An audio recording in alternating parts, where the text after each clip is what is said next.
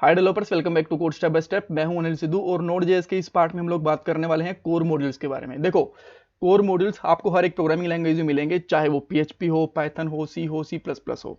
ठीक है, तो हमें इसके बारे में पता होना चाहिए। और मॉड्यूल्स वैसे दो तरीके के होते हैं। एक होते हैं कोर मॉड्यूल्स, जिसके बारे में हम इस वीडियो में डिटेल से पढ़ेंगे। एक होते हैं एक्सटर्नल मॉड्यूल।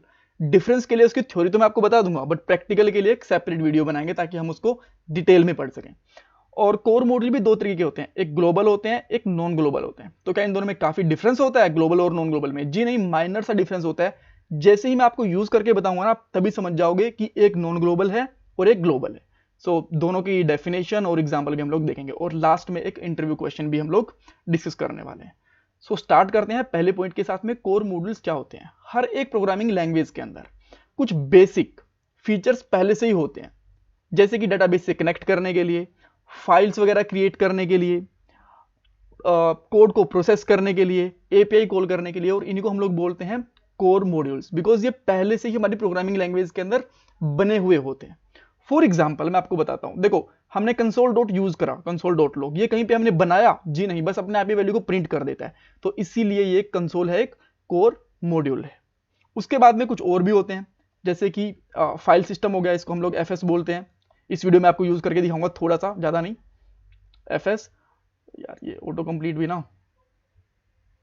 और उसके बाद में होता है बफर, और उसके बाद में हमारे पास और भी होते हैं, जैसे कि HTTP, बफर डाटा की प्रोसेसिंग के काम आता है। HTTP हमारी एपीआईज की कॉल वगैरह के काम आता है। और डाटाबेस कनेक्शन के लिए भी और अलग अलग मॉड्यूल होते हैं। तो ये सारे के सारे हमारे कोर मॉड्यूल्स होते हैं। ठीक है, ये बात हमें समझ में आ गई। कुछ जो बेसिक फीचर्स होते हैं वो प्रोग्रामिंग के अंदर पहले से बने होते हैं, प्रोग्रामिंग लैंग्वेज के अंदर, और उन्हीं को हम लोग कोर मॉड्यूल्स बोलते हैं। जैसे कि फाइल सिस्टम, बफर, HTTP।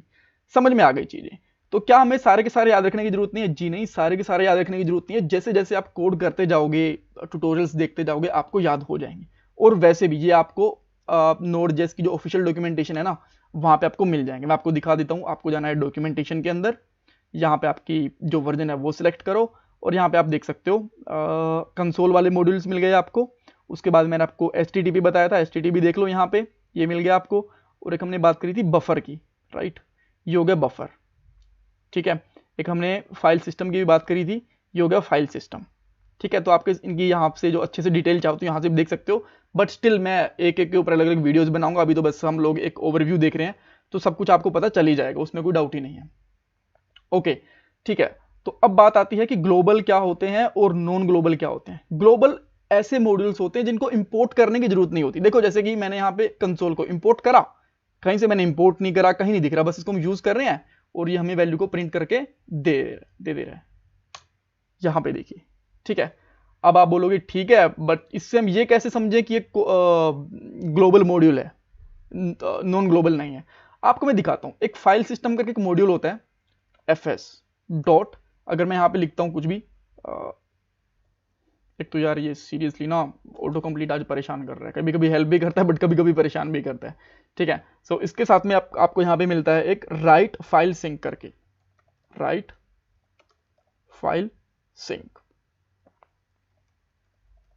और ये आपकी एक नई फाइल क्रिएट करता है। मैं इसको रन करने की कोशिश करता हूं, hello.txt, और उसके बाद में मैं इसमें कुछ कंटेंट डाल देता हूं। यहां पे डाल दिया मैंने कोड स्टेप बाय स्टेप। तो जैसे मैं इसको रन करूंगा, और ये फॉल्स नहीं, फिर से इसने फॉल्स कर दिया यार, सीरियसली, एफएस। ठीक है, और अब मैं इसको रन करने की कोशिश करता हूं, तो हमें क्या मिलेगा? एरर मिलेगा। ये देखिए, इसने बोला कि एफएस कहीं डिफाइंड ही नहीं है, बिकॉज ये जो एफएस है ना, फाइल सिस्टम का एक नॉन ग्लोबल मॉड्यूल है। ठीक है, तो अब मैं यहां पे लिखता हूं, एक कॉन्स्ट लेता हूं, एफएस इक्वल टू रिक्वायर, और इसके अंदर यहां पे इंपोर्ट करता हूं एफएस। ठीक है, और अब मैं इसको रन करता हूं फिर से सेम, और देखिए अब हमारी एक फाइल क्रिएट भी हो गई। तो जो मॉड्यूल हमें इंपोर्ट करने पड़ते हैं वो हमारे नॉन ग्लोबल मॉड्यूल होते हैं, जो इंपोर्ट नहीं करने पड़ते वो हमारे ग्लोबल मॉड्यूल होते हैं। जैसे हमने कंसोल को कहीं से इंपोर्ट नहीं करा, तो ये क्या हो गया? हमारा ग्लोबल मॉड्यूल। और फाइल सिस्टम के लिए हमने इसको इंपोर्ट करना पड़ा, तो ये हो गया हमारा नॉन ग्लोबल, बिकॉज ये बाय डिफॉल्ट इन्वायरमेंट में नहीं है, इसको इंपोर्ट करना पड़ता है। ठीक है, इस तरीके से। और अभी के लिए मैं इस कंसोल को हटा देता हूं फॉर अ मोमेंट यहां से। और यहाँ पे देख सकते हो हमारी एक फाइल क्रिएट हो भी गई है। ठीक है, अगर मैं इसमें कुछ और नाम लिखता हूँ, लेट्स से एक और फाइल क्रिएट करके देखते हैं, h2 टेक्स्ट, और इसमें लिख देता हूँ मैं लाइक एंड सब्सक्राइब, और फिर से मैं इसको क्लीन करूंगा और रन करके देखूंगा तो ये हमारी सेकंड फाइल भी क्रिएट कर देगा और इसके अंदर हमारा कंटेंट भी आ गया। तो एक चीज तो हमने ये सीख ली कि मॉड्यूल्स क्या होते हैं, सेकंड चीज हमने ये सीख ली कि एक फाइल क्रिएट कैसे करते हैं। ग्रेट। और देखो अब तो मुझे पूरा पूरा लिखना पड़ा ना, विजुअल स्टूडियो कोड का अपना ये भी फायदा होता है, ऑटो इंटेलिजेंस देता है ये। अगर मैं यहाँ से fs डॉट लिखूंगा ना तो इसके सारे के सारे फंक्शंस होते हैं ना, वो सारे के सारे आ गए। यहाँ पे वॉच आ गया, वॉच फाइल हो गया, राइट हो गया, राइट फाइल हो गया, राइट विद सिंक हो गया। ये इतने सारे फंक्शंस क्या काम करते हैं, इनके बारे में हम बाद में डिटेल में पढ़ेंगे। अभी के लिए फाइल सिस्टम को पढ़ना हमारा काम नहीं है, ग्लोबल मॉड्यूल्स को पढ़ना, सॉरी कोर मॉड्यूल्स को पढ़ना हमारा काम है। अच्छा, अब आप बोलोगे कुछ और एग्जांपल्स दो हमें। देखो एक और एग्जांपल होता है, अगर मैं यहाँ लिखता हूँ कंसोल डॉट लॉग और इसके अंदर माइनस माइनस dir नेम होता है, ये करता है हमारी डायरेक्टरी का नाम बताता है। अब मैं जैसे यहाँ पे लिखूंगा ना, ये डायरेक्टरी का नाम यहाँ पे प्रिंट करके दे देगा मुझे। यहाँ पे लिखा और इसने यहाँ पे डायरेक्टरी का नाम प्रिंट करके दे दिया। आप बोलोगे कि ये तो पता नहीं ऐसे ही आ गया होगा, तो इसमें कुछ और साथ में प्रिंट करके दिखाओ। तो मैं यहाँ पे इसको कुछ एरोज लगा के और फिर प्रिंट करके दिखाता हूँ आपको यहाँ से इस तरीके से। और अब देखो ये हमारे डायरेक्टरी का नाम बता दिया। कभी आपको ये देखना हो कि हम लोग कौन सी डायरेक्टरी के अंदर, जब हमारा बड़ा प्रोजेक्ट हो जाता है और हमें कोड के थ्रू चेक करना पड़ता है कि हम इस डायरेक्टरी में है तो ये वाला कोड रन करो, इस डायरेक्टरी में तो ये वाला कोड रन करो, तो आप इस तरीके से डायरेक्टरी चेक कर सकते हो।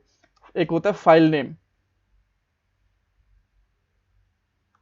इस तरीके से, और ये आपको आपकी फाइल का नाम बताएगा कि आपका फाइल का नाम क्या है। यहाँ पे देखिए पूरी पूरी डायरेक्टरी विद इसने फाइल नेम भी बता दिया, index.js। अगर हमारी कोई और फाइल होती तो उस फाइल का हमें नाम यहाँ पे मिल जाता।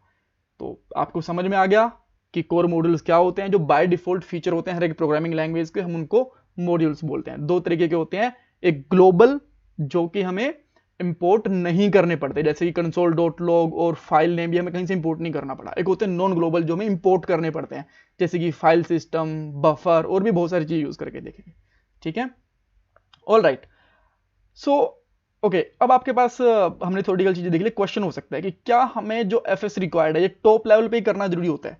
ये रिकमेंडेड है, बट अगर आप इसको नीचे भी करोगे ना इस तरीके से तो भी ये काम करेगा। मैं यहाँ पे fs डॉट क्रिएट फाइल करता हूँ, एक